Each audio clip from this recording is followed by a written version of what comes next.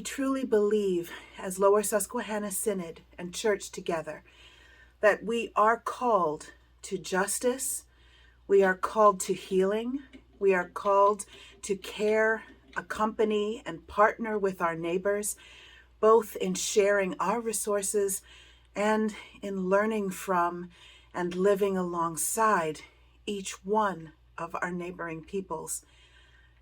We believe that the Church has caused historic harm, or has not always known, even in good intention, how to open wide the doors of welcome, and sometimes has been unsure about how to walk outside of our own doors and exist in healthy and authentic ways with communities other than those that we already were familiar or comfortable with. We know that here in Lower Susquehanna Synod, we want to make those connections, to interact authentically, to focus on creating communities of faith with wide open doors and windows and hearts. And the best way we know to do that is to start by offering sincere extended hand, not in saviorism or just in service that is a transaction, but to say, what is it that you need? What is it that we can do to walk together, that we can do to travel alongside this road of faith in unity? And so, thanks to the generous donations and the wonderful work and care and many, many months of prayerful research, discernment, and working with consultants who have experience in this type of work, the Lower Susquehanna Synod, its council, and its staff have voted to launch the Healing Justice Fund. The Healing Justice Fund is a fund with a very simple and accessible, no deadline, rolling process where those in need of something that supports access, opportunity, and ability to engage and participate actively in a life of faith can come and say, I need the support to walk along with me. Some of the requests we've had have been things like Black and brown rostered leaders or seminarians who need help with books or are looking for ways to enhance their study and their continuing ed. It's been LGBTQ rostered leaders who would like to pursue spiritual direction and require support, allyship, partnership that's not available in the Synod or at no cost.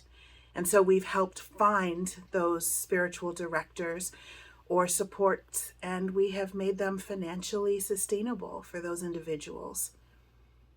It's differently abled kids who want to go to camp but need special equipment to make that possible for them.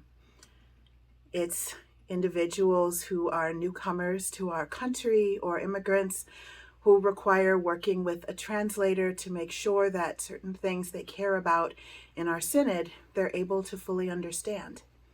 Some of these requests are straight financial ones. Others are the need for resource, personnel, partnership, opportunity, or research that we have the ability to do. And some of it is about education. It might be a racial justice task force or a creation care team who wants to get started but needs to make sure they have books or resources or the ability to compensate a guest speaker to come in and offer some of that training. The Healing Justice Fund is specifically about how do we fling wider open the doors of welcome?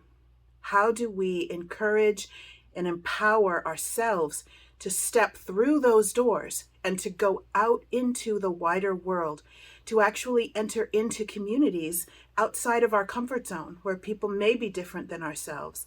How do we build those bridges? How do we heal past harms or exclusions? How do we make a pathway into a shared life of faith more accessible and filled with opportunity to engage and interact authentically? The Healing Justice Fund is just one of the ways to do that, We also have our wonderful learning blogs, our volunteer staffed task forces. We have initiatives that you may have read about in the newspaper or on our Justice Ministries Facebook page.